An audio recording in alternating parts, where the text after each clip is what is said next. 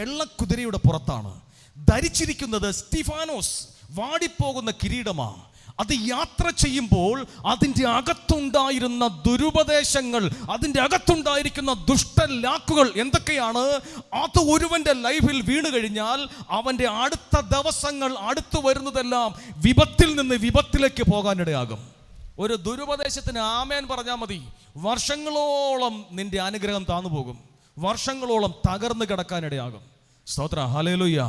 ഒരു ദുരുപദേശത്തിന് ആമേൻ പറഞ്ഞാൽ, ഒരു ദുരുപദേശം കേട്ടിട്ടത് സത്യമാണെന്ന് പറഞ്ഞാൽ ഭൗതികമായി ആത്മീയമായി ഉയരാതെ വർഷങ്ങളോളം തകർന്നു കിടക്കാനിടയാകും.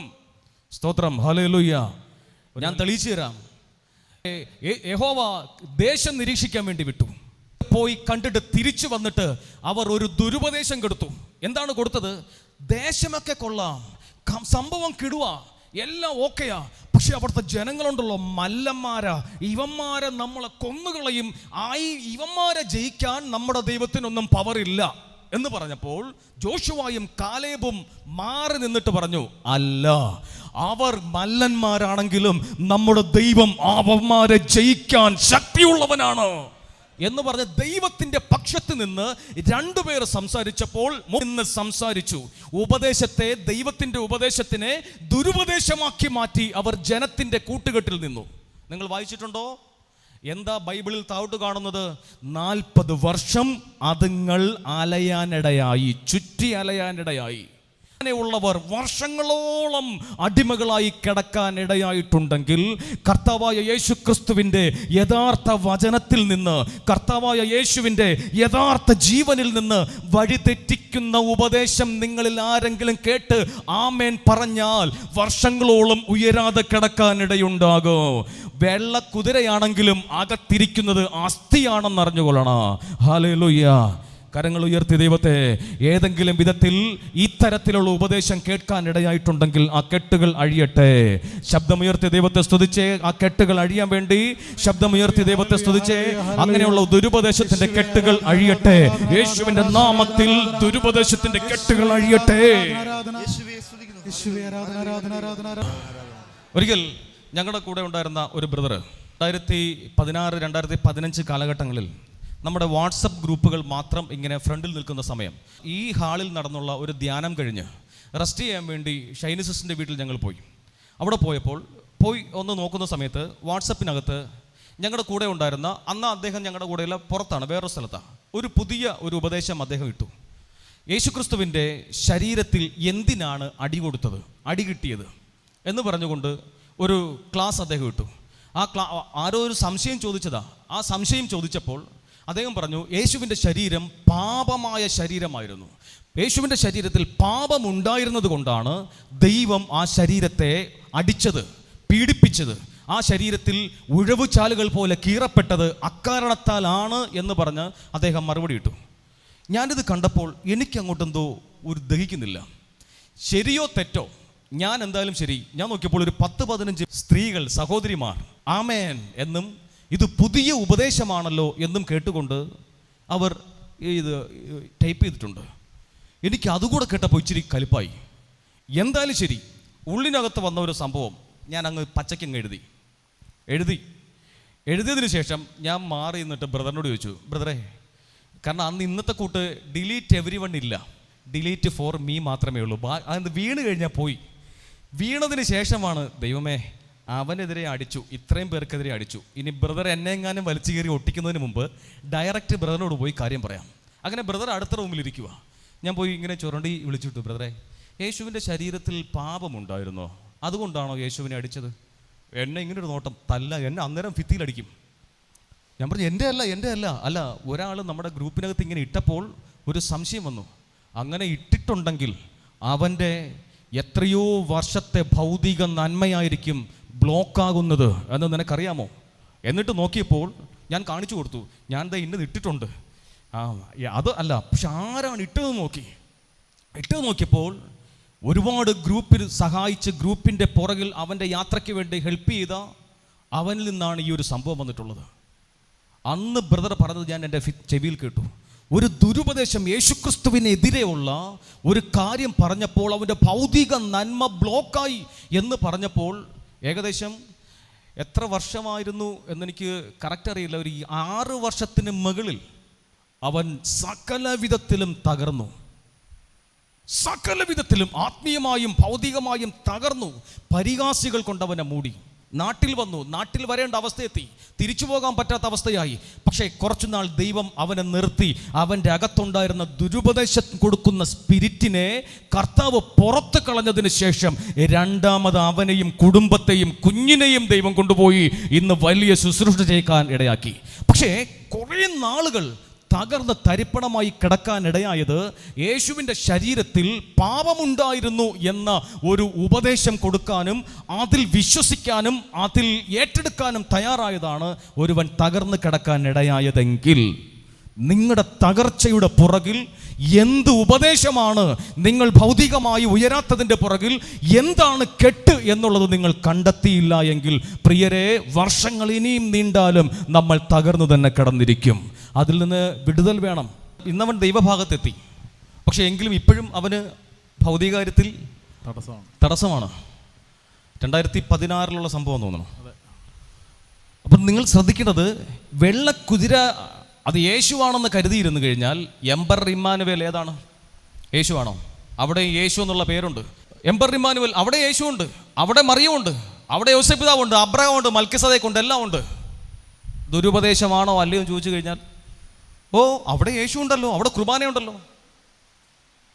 കൃപാസനത്തിൽ പോയാൽ അവിടെയെല്ലാം ഉണ്ട്. സഭ വിലക്കിയിട്ടുള്ള മറ്റ് ഒത്തിരി ധ്യാനകേന്ദ്രങ്ങളുണ്ട്, ആധികാരികമായി വിലക്കിയിട്ടുള്ള ധ്യാനകേന്ദ്രങ്ങൾ, അവിടെയൊക്കെ യേശു ഉണ്ടല്ലോ. ഇനി എന്തിന് പലസ്തീനിൽ യേശുക്രിസ്തു ജീവിച്ചിരുന്ന ആ ജെറുസലേം ഭാഗത്ത്, നസ്രത്ത്, ആ ഏരിയകളിൽ അന്നത്തെ കാലത്ത് 18ഓളം യേശുനാമധാരികൾ ഉണ്ടായിരുന്നു എന്ന് പണ്ഡിതന്മാർ അവകാശപ്പെടുന്നു. 18ഓളം പേർ. അപ്പോൾ യേശു എന്നുള്ള പേര് അനേകർക്കുണ്ട്. എന്നാൽ അവരിൽ നിന്നെല്ലാം വ്യത്യസ്തനായി നീ ആരാധിക്കുന്ന ആകാശത്തിന് കീഴെ നിന്റെ രക്ഷയ്ക്കൊരു നാമമുണ്ടെന്ന് പറഞ്ഞ യേശുവിലുള്ള പ്രത്യേകത എന്താണ്? ആ യേശുവിലുള്ള പ്രത്യേകത എന്താണ്? അത് കണ്ടെത്താൻ നീ ഇരുന്നിട്ടുണ്ടോ? അല്ലെങ്കിൽ നീ കേട്ട സുവിശേഷങ്ങൾ, നീ കേട്ട വചനപ്രഘോഷണങ്ങൾ എല്ലാം തന്നെ യഥാർത്ഥ യേശുവിൽ നിന്നുള്ളത് തന്നെയാണോ അതോ സാത്താനിക് ആണോ എന്ന് എങ്ങനെ നിങ്ങൾ തിരിച്ചറിഞ്ഞിട്ടുണ്ട്? സ്തോത്രം. Hallelujah, hallelujah, hallelujah. നിങ്ങൾ തകർന്നു കിടക്കുന്നതിൻ്റെ പുറകിൽ ഒരു കാരണമുണ്ട്. അത് പൈശാചിക ശക്തി. ബന്ധനമോചനം അഴിഞ്ഞു, മറ്റെല്ലാം അഴിഞ്ഞു. പക്ഷെ എന്നിട്ടും നിങ്ങൾ ഉയരുന്നില്ലെങ്കിൽ, നിങ്ങൾ കേൾക്കുന്ന ഉപദേശങ്ങളിൽ ദുഷ്ടന്റെ ഉപദേശമുണ്ടോ ചെക്ക് ചെയ്യണം. ഇല്ലെങ്കിൽ വീണുപോകും. നമ്മൾ തകർന്നു കിടക്കാനിടയുണ്ടാകും. ഒരു ഉപദേശം നിങ്ങൾ കേട്ടുകൊള്ളുക. ഒരു വെള്ളക്കുതിരയിൽ നിന്ന് വന്ന ഉപദേശം നിങ്ങൾ കേൾക്കാൻ പോവുകയാണ്. കേൾക്കുക. എന്തായിരുന്നു ഹാപ്പൻ ചെയ്തത്? ഓക്കെ, ഒന്നാമത്തെ കാര്യം എന്ന് പറയുന്നത്, the soul of Jesus was heavily tormented by the devil and all the spirits under the earth. Wonderful Jesus. അതായത് യേശു കർത്താവിൻ്റെ മരണത്തിന് ശേഷം നമ്മൾ വിചാരിച്ചു യേശു കർത്താവ് കാൽവരി കുരിശിൽ കൊടുത്ത ആ ഒരു വിലയാണ് ഏറ്റവും വലിയ പീഡനമെന്ന്. നോ, അതിനുശേഷം യേശു കർത്താവിൻ്റെ ദ സോൾ ഓഫ് ജീസസ് എന്താണ്? ഭൂമിയുടെ അധോഭാഗങ്ങളിലേക്ക് ദൈവത്തിൻ്റെ പിതാവിൻ്റെ പെർമിഷനാൽ പോകേണ്ടി വന്നു. അവിടെ സാത്താനും അവൻ്റെ എല്ലാ ദുരാത്മാക്കളും യേശുവിനെ പീഡിപ്പിച്ചു, ടോർമെൻ്റ് ചെയ്തു. കാരണം എന്താണെന്നറിയാമോ? സ്വർഗത്തിൻ്റെയും ഭൂമിയുടെ അധോഭാഗങ്ങളുടെയും കംപ്ലീറ്റ് അതോറിറ്റി യേശുവിന് ലഭിക്കണമെങ്കിൽ ഭൂമിയുടെ അധോഭാഗങ്ങളിൽ വെച്ചും യേശു കർത്താവ് പീഡിപ്പിക്കപ്പെടണമായിരുന്നു. ഓ ലോർഡ് ജീസസ്, ആലോചിക്കുക. സാത്താനും അവൻ്റെ കംപ്ലീറ്റ് ദുരാത്മാക്കളും യേശുവിനെ ഭൂമിയുടെ അധോഭാഗങ്ങൾ, ഹി വാസ് ടോർമെന്റഡ് ഫസ്റ്റ്. ഇനി ശ്രദ്ധിച്ച്, അതിനുശേഷം എന്താ സംഭവിച്ചത്? എങ്ങനെയുണ്ട്? ഇതൊരു ലീഡിങ് വ്യക്തിയാണ്. അമ്പും വില്ലുമായി വെള്ളക്കുതിര പുറത്തങ്ങനെ യാത്ര ചെയ്യുകയാണ്. ജീസസ് വിഷനിൽ വന്ന പല കുടുംബത്തിനകത്തൂടെയും കയറി ഇറങ്ങുന്നുണ്ട് ഈ ടോൺ. യെസ്, ജീസസ് വിഷനിൽ ബ്രദർ എപ്പോഴും പറയാറുണ്ട്, പന്നികളെ വേണ്ട, ആടുകളെ മതി. ഇത് ആദ്യമായി കേൾക്കുന്നവർ, ഈ കപ്പൽ മുങ്ങിയിരിക്കുന്ന തകർന്നിരിക്കുന്നവർ ഇവിടെ വന്നിരുന്നിട്ട്, ഓ പുള്ളി പറഞ്ഞു അതിലിപ്പോൾ എന്നാ കുഴപ്പം, ഇങ്ങനെ ഇരിക്കും. എടാ, നിന്റെ കപ്പലൊന്ന് പൊങ്ങാൻ വേണ്ടിയുള്ള ദൂത് പറയുമ്പോൾ നീ ഇപ്പോഴും പുള്ളി പറഞ്ഞതിലിപ്പോൾ എന്നാ കുഴപ്പം, പുള്ളി സത്യമല്ലേ പറഞ്ഞത്, ശരിയാണോ തെറ്റാണോ ഈ പറഞ്ഞത്? യേശുക്രിസ്തുവിനെ ഏറ്റവും വലിയ പീഡ ക്രൂശിലല്ല കൊടുത്തത്. ക്രൂശിൽ നിന്ന് ഇതാ പാതാളത്തിലേക്ക് ഇറങ്ങിയപ്പോൾ അവിടെ വച്ചാണ് ലൂസിഫറും ഗുണ്ടകളും കൂടെ ചേർന്ന് യേശുവിനെ ഒരുപാട് പീഡിപ്പിച്ചത് എന്ന് വെളിപ്പെടുത്തി കൊടുക്കുകയാണ് ചില വ്യക്തികൾക്ക്. പറ, ഈ ഉപദേശവും നിങ്ങൾ കേട്ട യേശുക്രിസ്തുവിൻ്റെ, നിങ്ങൾ ആരാധിച്ച യേശുക്രിസ്തുവിൻ്റെ ഉപദേശവും തമ്മിൽ എന്ത് കണക്ഷനുണ്ട്? ഈ ഉപദേശത്തിന് ആമേൻ പറഞ്ഞിട്ടുള്ളവർ, ഈ ഉപദേശത്തിനെ സപ്പോർട്ട് ചെയ്തിട്ടുള്ളവർ, ഈ ഉപദേശത്തിനെ ഉള്ളിൽ സ്വീകരിച്ച് നടക്കുന്നവർ എത്ര നാളായിരിക്കും ഇവർ തകർന്ന് തരിപ്പണമായി ഈ സാത്താനിക ഉപദേശത്തിൽ ജീവിക്കേണ്ടി വരുന്നത്? ആയതിനാൽ ആര് വചനം പറഞ്ഞാലും അതിനകത്ത് അപ്പസ്തോലിക ഉപദേശവും കർത്താവായ യേശുക്രിസ്തുവിൻ്റെ വചനത്തിൻ്റെ പൊരുളുകളും ഉണ്ടാകണം. എൻ്റെ തോന്നൽ വിളിച്ച് പറയേണ്ടത് ദൈവസഭയിലല്ല, അത് എൻ്റെ കുടുംബത്തിലാണ്. വല്ലവരുടെയും തോന്നലുകളോ വല്ലവരുടെയും അവർക്കുണ്ടാകുന്ന ഭൗതികമായ മറ്റ് അല്ലെങ്കിൽ വചനത്തിൽ നിന്ന് പുറത്തേക്ക് കടക്കുന്ന കാര്യങ്ങളോ വന്നു കഴിഞ്ഞാൽ ഒന്ന് ചെക്ക് ചെയ്യണം. ജീസസ് വിഷനിൽ നിന്ന് ദർശനങ്ങൾ, മെസ്സേജുകൾ തരുമ്പോൾ അവിടെല്ലാം അപ്പസ്തോലിക ഉപദേശത്തിൽ നിർത്തുന്നുണ്ട്, ബൈബിളിൽ നിങ്ങളെ നിർത്തുന്നുണ്ട്. വചനം പറഞ്ഞ വ്യക്തിയിലേക്ക് അടുപ്പിക്കത്തില്ല, വചനം പറഞ്ഞ ഗ്രൂപ്പിലേക്കും അടുപ്പിക്കത്തില്ല. നിങ്ങൾ എത്തിക്കുന്നത് മുഴുവൻ യേശുവിലാണ്, ദൈവത്തിലാണ് എത്തിക്കുന്നത്. പക്ഷേ ഇവിടെല്ലാം തോന്നലുകളിലേക്ക് പോവുകയാണ്. ഈ വചനത്തിൻ്റെ നിങ്ങളൊന്ന് ശ്രദ്ധിച്ചു നോക്കുക. ഒരു വചനം ഞാൻ പറഞ്ഞുതരാം, നിങ്ങൾ ആ വചനം എടുക്കണം കേട്ടോ. എടുത്തുകൊള്ളുക. ഹെബ്രായ ലേഖനം 2-ാം അധ്യായം 15-ാമത്തെ വാക്യം. ഇപ്പോൾ കേട്ട അദ്ദേഹത്തിൻ്റെ വാക്കും അപ്പസ്തോലന്മാർ പറഞ്ഞിരുന്ന വാക്കും പൊരുത്തമുള്ളതാണോ അല്ലയോ എന്ന് നിങ്ങളൊന്ന് ചെക്ക് ചെയ്യണം. അത് മരണത്തിന്മേൽ അധികാരമുള്ള പിശാചിനെ തന്റെ മരണത്താൽ നശിപ്പിച്ച് മരണഭയത്തോടെ ജീവിതകാലം മുഴുവൻ. അതിന്റെ 14 വായിച്ചേ, 14 മുതൽ വായിച്ചേ. മക്കൾ ഒരേ മാംസത്തിലും രക്തത്തിലും ഭാഗഭാഗുക്കൾ എന്നതുപോലെ അവനും അവയിൽ ഭാഗഭാക്കായി. അത് മരണത്തിന്മേൽ അധികാരമുള്ള പിശാചിനെ തന്റെ മരണത്താൽ നശിപ്പിച്ച് മരണഭയത്തോടെ. മരണത്തിന്റെ മേൽ അധികാരമുണ്ടായിരുന്ന പിശാചിനെ, അവന്റെ അധികാരം ഉണ്ടായിരുന്നു പിശാചിന്. ഹലോ, ശ്രദ്ധിക്കണേ. മരണത്തിന്റെ മേൽ അധികാരമുണ്ടായിരുന്ന പിശാചിനെ കാൽവരിയിൽ വച്ചുള്ള തന്റെ മരണത്താൽ, യേശുക്രിസ്തുവിന്റെ മരണത്താൽ പിശാചിന്റെ സകല മരണക്കെട്ടുകളെയും ഭയത്തെയും നശിപ്പിച്ചതാണ് കാൽവരിയിലെ ജയം. ഞാൻ പറഞ്ഞ മനസ്സിലായോ? ഒന്നുകൂടെ നോക്കുക. മരണത്തിൻ്റെ മേൽ അധികാരമുള്ള പിശാചിനെ തൻ്റെ മരണത്താൽ നശിപ്പിച്ചു. ജീസസ് യേശുവിൻ്റെ മരണത്താൽ പിശാചിൻ്റെ മരണ അധികാരത്തെ യേശുക്രിസ്തു നശിപ്പിച്ചത് കാൽവരിയിൽ വെച്ചിട്ടാണ്. അപ്പോഴാണ് ഈ ദുരുപദേശകന്റെ അകത്ത് കയറി ലൂസിഫർ പറയുന്നത്, അവിടെ നടന്നതിനേക്കാൾ വലിയ പീഡ താഴെ നടന്നു എന്ന് പറഞ്ഞാൽ ദാ ജയാളിയായ ദൈവത്തെ സാത്താൻ ഇങ്ങനെ പന്തിട്ട് തട്ടുന്ന കൂട്ട് തട്ടുകയാണോ? അപ്പോൾ അവിടെ ശക്തി ആരാണ്? ശക്തനും ബലവാനും ആരാണ്? സർവശക്തൻ എന്ന് വിളിക്കണമെങ്കിൽ അപ്പോൾ യേശുക്രിസ്തു അവിടെ ആരായി മാറി? മരണത്തെ നശിപ്പിച്ചിട്ട് താഴോട്ട് പോയെങ്കിൽ അവിടെ ചില നമ്മുടെ അപ്രമാണിക രേഖകളിൽ, പ്രത്യേകിച്ച് പീലാത്തോസിന്റെ ഡയറി കുറിപ്പിലൊക്കെ ഉള്ള ഒരു സംഭവം പറയുന്നത്, ജീസസിന്റെ മരണം നടന്ന സമയത്ത് മരണത്തിന്റെ അധികാരി പോയി നരകത്തോട് പറഞ്ഞു, നീ സമാധാനമായിട്ടിരിക്കുക, ഒരുത്തനെ ഞാൻ നിന്റെ അടുത്തേക്ക് വിടുന്നുണ്ട്, അവനെ നിന്റെ അടുത്തേക്ക് 10 മിനിറ്റ് ഞാൻ വിടും. എന്നിട്ട് ചോദിച്ചു, അതാരാ? യേശുവിനെ തന്നെ. അവൻ ഭൂമിയിലായിരുന്നപ്പോൾ പ്രശ്നമാ, എൻ്റെ രാജ്യം വളരാൻ അനുവദിച്ചിട്ടില്ല, അന്നേരം എൻ്റെ പദ്ധതി അവിടെ നടന്നില്ല, അതുകൊണ്ട് അവനെ ഞാനിതാ നിന്റെ അടുത്തേക്ക് വിടാൻ പോവുക. ഉടൻ തന്നെ ചോദിച്ചു, നീ പറഞ്ഞ ആളിൻ്റെ പേരെന്താ? യേശു. ഫസ്റ്റായി. അവൻ ഭൂമിയിലായിരുന്നപ്പോൾ ഞാൻ പിടിച്ചു വച്ച ബാലികയെ എഴുന്നേൽപ്പിച്ചതാണ്. ബാലികയെ എഴുന്നേൽക്കുമെന്ന് പറഞ്ഞപ്പോൾ എൻ്റെ പിടിയിൽ നിന്ന് ഒരു ജീവൻ ഭൂമിയിലേക്ക് കയറിപ്പോയത് യേശു എന്ന് പറഞ്ഞ ഒരുവന്റെ ശബ്ദം പുറപ്പെട്ടപ്പോഴാണ്. 4 ദിവസമായി ഒരുവനെ ഞാൻ അടച്ചു വച്ചിരിക്കുമായിരുന്നു, പേര് ലാസർ എന്ന്. അവനെ മുഴുവനും ഞാനിങ്ങനെ മുദ്ര ചെയ്തതാ. എൻ്റെ പിടിയിൽ നിന്ന് അവന്റെ ജീവനെ വെളിയിൽ കൊണ്ടുവന്നതാണ് നീ പറഞ്ഞ യേശുവെങ്കിൽ അവൻ ഇവിടെ വന്നാൽ ഞാൻ പിടിച്ചു വച്ചിട്ടുള്ള സകലത്തിനെയും ഇവിടെ നിന്ന് കൊണ്ടുപോകത്തില്ലേ? ഇതായിരുന്നു അതിനകത്തുള്ളത്. അപ്പോൾ യേശു ഇതാ മരണത്തിൻ്റെ അടിത്തട്ടിൽ എത്തിക്കഴിഞ്ഞാൽ അവിടെ നിന്ന് മുഴുവൻ കൊണ്ടുപോകുമെന്ന് പാതാള ഗോപുരം ഭയപ്പെട്ട് നിലവിളിക്കുന്ന ഒരു സംഭവമാണ് പീലാത്തോസിന്റെ ഡയറി കുറിപ്പിൽ പറയുന്നത്. മറ്റൊരു വചനം കൂടെ പറഞ്ഞുതരാം. മറ്റൊരു വചനം 1 പത്രോസ് 3-ാം അധ്യായം 19-ാമത്തെ വാക്യം. 1 പത്രോസ് 3-ാം അധ്യായം 19-ാമത്തെ വാക്യം.